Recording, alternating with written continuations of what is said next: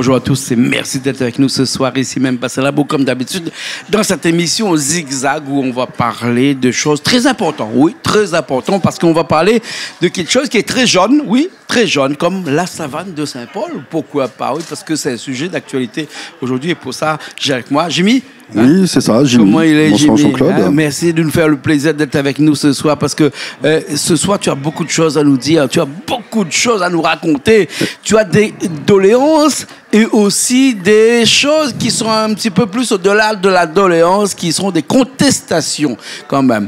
Hein? Cette savane de Saint-Paul qui est quand même... On ne va pas dire qu'il est inscrit dans le patrimoine matériel ou immatériel de la Réunion, mais qui pourrait éventuellement être inscrit dans ce patrimoine-là. Aujourd'hui, c'est un endroit où il fait bon vivre déjà, parce que les gens viennent se balader là, parce qu'il y a une faune qui est quand même endémique ici, dans cette savane de Saint-Paul-là, même si de temps en temps, il y a un petit peu le feu qui vient et qui repart, mais ça fait partie de cette nature-là. Toi, tu es là pour la défendre, cette savane-là, tu es là pour dire qu'il y a des choses qui vont pas. Hein, et qu'est-ce qui va pas aujourd'hui? Bah écoute, Téléca, Jean-Claude, je te remercie de m'avoir invité. Je suis président d'une association qui milite, qui œuvre pour la protection de l'environnement sur l'île et un développement durable. Alors, pour la savane, c'est un patrimoine inestimable, naturel. Il faut savoir qu'il n'y a que 2 savanes sur l'île de la Réunion et la Guyane. Ouais. Une savane à la Réunion, à Saint-Paul, et l'autre en Guyane. En Guyane. Ouais. Alors, un patrimoine... Après, on connaît des savanes en Afrique, mais bon, savoir que en tout cas, en France métropolitaine, en France, la Réunion et la Guyane. Et la Guyane. Il faut savoir qu'est-ce qu'il y a de particulier, cette savane-là? C'est une savane, quand même, il faut le dire, assez endémique sur l'île. On a 6 espèces qui doivent être absolument protégées. On a des éleveurs de cabris, de bœuf moka. Ponstu, il y a un projet qu'ils veulent mettre en place, un maître d'ouvrage de la commune de Saint-Denis, Mousak Renaissance, qui fera 90 hectares. Ouais. 10% à peu près, 10% de la savane, qui sera défigurée.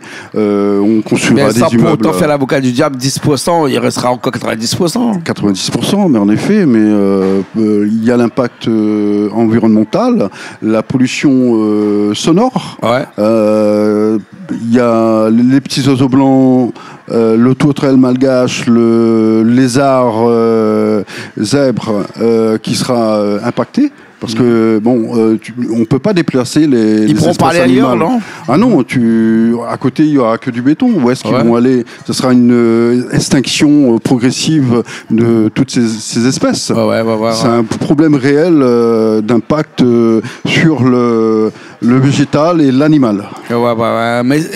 Mais tout ça, là, hein, c'est beau, c'est bien, mais est-ce que vous n'avez pas l'impression que ces promoteurs-là, ces communes-là, vous traitent un petit peu d'empêcher de tourner en rond, quand même, quelque part, non? C'est surtout la façon que ça a été construit, le projet. Ça a fait une énième rapport qui a été validé.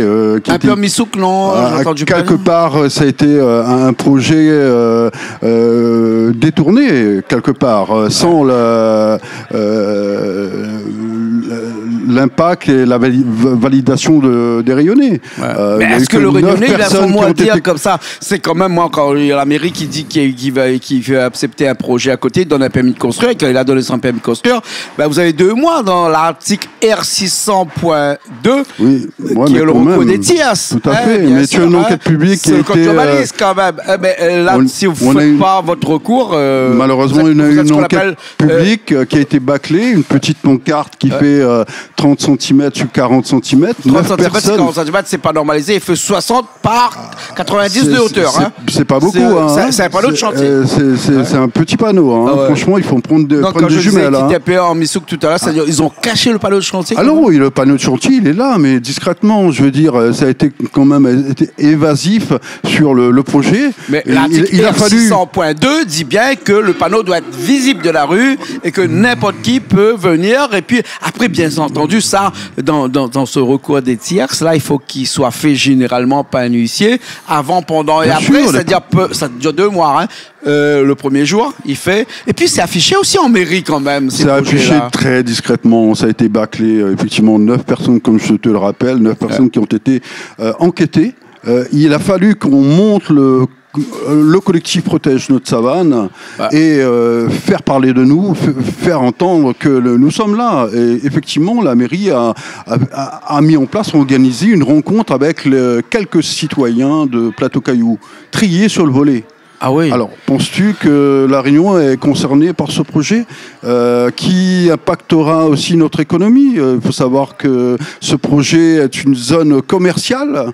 Ils vont construire une zone commerciale de 24 000 m².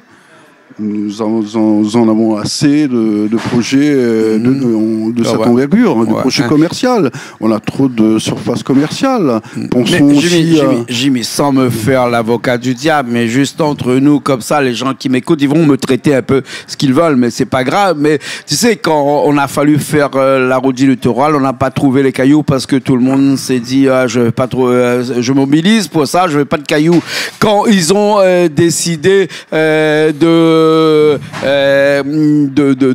faire construire un tunnel sous la montagne au lieu de faire la route du littoral, tout le monde a dit que je suis pas d'accord parce que il y a des gens qui, enfin pas des gens, il y a, je sais pas moi, il y a même pas de champignons qui sont sous le tunnel, mais on va fragiliser cette montagne-là parce qu'il y a des gens qui habitent en haut. On va le construire sur la mer, mais bon, il y a un écosystème sur la mer avec les baleines qui viennent là de temps en temps. Est-ce que tout ça n'est pas vraiment un petit peu, quelquefois, un petit peu... mais ça, je te le dis à toi, hein. Oui, bien sûr. Mais je pourrais le dire à n'importe qui. Vous n'avez pas quelque chose avec les communes ou quelque chose comme ça, non? C'est pas parce qu'il y a quelqu'un, peut-être, qui veut demain se mettre en concurrence avec le maire en place ou quoi que ce soit? Ah non, pas du tout. C'est pas politisé. Il faut le savoir que c'est un mouvement citoyen, apolitique.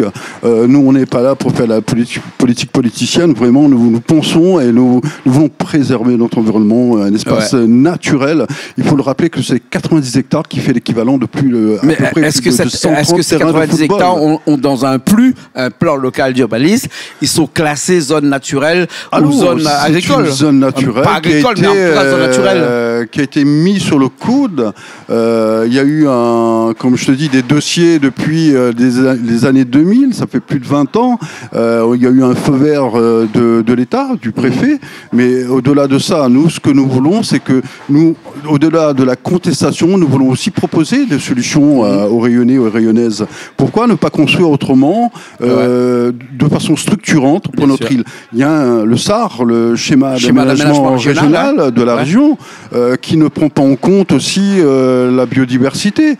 D'un côté, vous avez des gens qui vous expliquent qu'il faut protéger l'environnement, et d'un autre côté, ils sont en train de détruire notre environnement. Ça veut dire que pour construire ça, ils ont dérogé le plus, ils ont refait un autre plus, un plan local d'urbanisme, pour pouvoir construire ça. Mais c'est la mairie de Saint-Paul, enfin, je ne veux pas dire ça, hein, mais ils sont un petit peu champions là-dedans. Hein.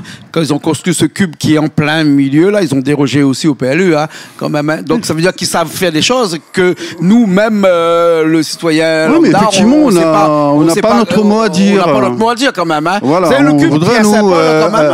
La participation, la parole publique. Nous, on réclame qu'une parole publique soit posée dans les débats sur les chantiers de demain. Nous pensons à la route du littoral. Effectivement, nous n'allons pas aller sur ce sujet. Ça ne nous concerne pas maintenant. Nous parlons de la savane. C'est une savane qu'il faut savoir. Parlons aussi des embouteillages qui va occasionner le Rayonnais pour sortir de Saint-Paul pour aller à Saint-Denis. Il est obligé d'aller avant 18h. Après 18h, il sera bloqué. À quelle heure? C'est la galère totale. 35 000 voitures qui se vendent tous les ans ici. Pas de route qui se construit, en tout cas pas beaucoup. Sinon, en tous les cas, tout est fait pour que l'automobile, les véhicules circulent. Il n'y a rien n'est fait. Il n'y a pas de transport. Mais au-delà de ça, si on reste vraiment dans cette savane-là, vraiment, c'est pas pour parler d'histoire, mais il y avait des gros projets dans cette savane-là qui n'ont pas abouti. On parle là de la maison de la civilisation, par exemple. Tu connais ce projet où on devait construire là-dessus qui ne s'est pas fait, hein, avec toute une polémique autour, bien entendu. Hein. Là, aujourd'hui, on vient demain, on décide de construire un centre commercial ou des logements en prenant 10% de cette savane-là. C'est quand même énorme, cette 10% de cette savane-là. On déroge encore au PLU qui a été depuis très longtemps une zone naturelle. Hein? Tout à fait. Comme on appelle ça en PLU, la zone N, hein, naturelle. Hein? Et aujourd'hui, quand on déroge à ça, qu'on change le PLU, qu'on met une zone qui est naturelle en zone constructive, eh ben, il faut que quand même il y ait une enquête publique. Hein? Est-ce que cette enquête publique a été faite? Comme je te dis, ça a été fait, mais ça a été fait de façon bâclée, de façon furtive, de façon fantôme. Je le rappelle aussi que la bétonisation permet aussi l'imperméabilisation du sol, l'écoulement. Demain, on aura des inondations sur Saint-Paul. Bien sûr. On aura moins d'eau. Il faut savoir que cette savane est une zone tampon. Elle récupère l'eau de pluie, elle favorise la biodiversité. Tout comme l'étang de Saint-Paul qui est à côté aussi. L'étang de Saint-Paul, c'est tout un écosystème que tu dérègles. Ouais. La savane et l'étang de Saint-Paul coexistent. Demain, tu retires la savane, il y aura un dérèglement au niveau de cet environnement, de ce cadre de vie. L'impact aussi, ils prennent le prétexte des logements, 2000 logements sociaux. Le petit Réunionnais pour avoir son logement aujourd'hui, pourquoi nous nous demandons pourquoi il n'y ait pas des politiques efficaces sur les prix des logements ici. Mais bon, ça c'est un autre sujet, ça. Oui, mais le prétexte de ces gens qui veulent construire, c'est le logement. Le logement pour les Réunionnais. Le logement pour les Réunionnais. Parlons franchement, nous avons d'autres moyens de loger les Réunionnais sur l'île. Et d'autres endroits. Que sur notre savane. Et d'autres endroits que cette savane-là, qui est vraiment une savane endémique, comme voilà, tu l'as dit tout à l'heure. Mais est-ce que quelque part, il ne faudrait pas que nous tous, on devienne un peu politiciens, parce qu'on sait bien que c'est les politiques qui décident de tout ici. Tant qu'à faire, il vaut mieux qu'on devienne tous des politiciens quand même. Nous sommes tous politiciens, nous sommes tous amenés à organiser la vie de notre cité, la vie de notre île. Être politicien, c'est pouvoir aussi aimer notre île et la protéger. Et c'est ce que nous sommes, nous, les Réunionnais. Voilà. Et cette association que vous défendez, cette savane-là, hein, est-ce que quelque part, vous n'avez pas l'impression que vous êtes en train de pisser dans un arrosoir et que de toute façon, même si au cas où vous faites des pieds et des mains pour pouvoir défendre tout ça, l'opération va se faire déjà, quand même. Si nous ne faisons pas ce combat, nous ne menons pas ce combat, qui va le faire pour nous? C'est pour informer aussi la population. Mobilisez-vous. Demain, l'île de la Réunion sera une île bétonnée où il fera plus bon vivre. Bien sûr. Et aussi l'impact aussi des entrants. D'accord. Il y a une politique à mener aussi à cela. Il y a une demande de logement. Ils veulent construire. On ne dit pas non, mais construisez de façon intelligente et réfléchie. Ouais, vous êtes prêt à aller jusqu'à où pour pouvoir défendre la savane? Discuter, dialoguer, et si on ne nous entend pas, et on verra. Hein, boucher les routes. Voilà, on discutera avec les autorités parce qu'ils sont mieux à même, c'est eux les décideurs. On est là pour le dialogue, discutons, on veut un débat public, pourquoi pas chez toi, Jean-Claude. Ah non, ici c'est ouvert. Hein, en direct avec les autorités, parler un débat sur la savane, sur ce projet. Actuellement, où ça en est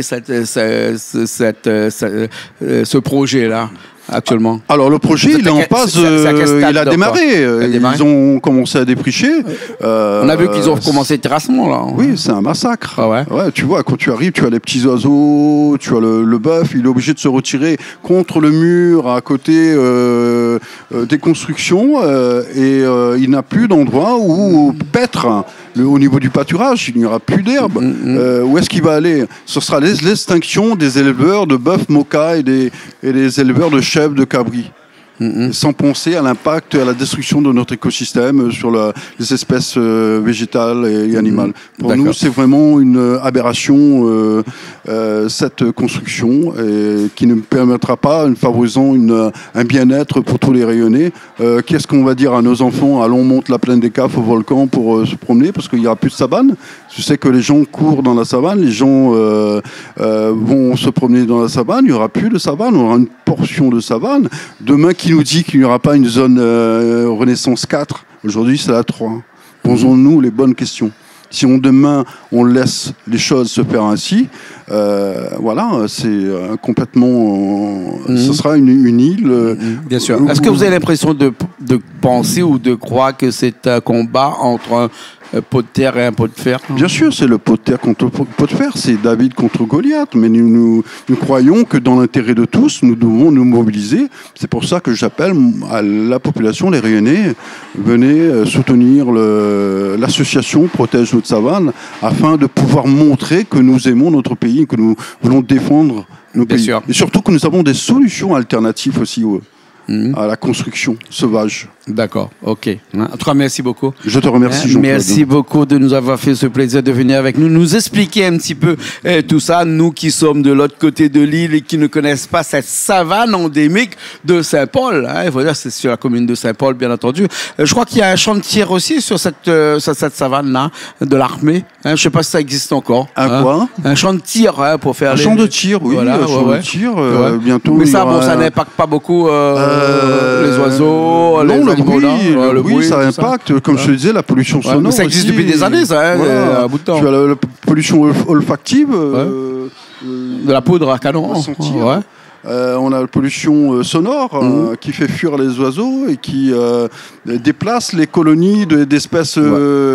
Et puis l'île, elle n'est pas extensible, elle fait que 2500 km² qu'on monte à nous faire. On n'est pas un continent, on ne peut pas tout faire et tout et n'importe quoi sur Bien sûr. Bien sûr. C'est pour ça que nous la défendons, nous voulons la protéger. Vous êtes combien dans l'association à défendre actuellement la savane de Saint-Paul?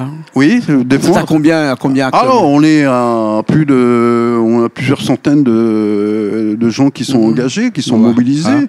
Et puis, donc, s'il y a des gens qui nous regardent et qui veulent aujourd'hui faire partie de cette association, ils peuvent vous appeler, non? Bien sûr. Contactez l'association Protège notre savane de M. Élie Boireau. Contactez-nous aussi, Action Challenge vers Réunion, on est sur Facebook. Voilà, nous serions heureux de vous accueillir avec nous. D'accord. Ça sera avec plaisir. En tout cas, nous, on était contents de t'avoir ici avec nous pour nous parler un petit peu de ça. Et on est content aussi d'avoir des gens comme toi qui sont des engagés presque à la limite, des gens qui sont des fervents défenseurs de notre nature. Et ici, on n'a pas besoin d'attendre l'UNESCO qui arrive, qui nous dit que cet endroit est protégé, donc faut la préserver. Il y a aussi des Réunionnais ici qui sont là pour ça et ils font ça bien comme toi. Au-delà de ce combat aussi, il y a un acte symbolique qui nous est posé, la défense ça touche à notre identité locale, au-delà de cette savane. C'est très symbolique. D'accord. Voilà. Merci beaucoup. Je te remercie. Merci beaucoup. Merci beaucoup. Nous, on se retrouve la semaine prochaine dans une autre émission Zigzag, émission culturelle, et on peut parler de beaucoup de choses chez nous. La preuve, aujourd'hui, on a parlé de cette savane endémique ici même à La Réunion. Merci à Richard qui était à la technique. Nous, on se retrouve la semaine prochaine dans une nouvelle émission Zigzag sur Canal Austral.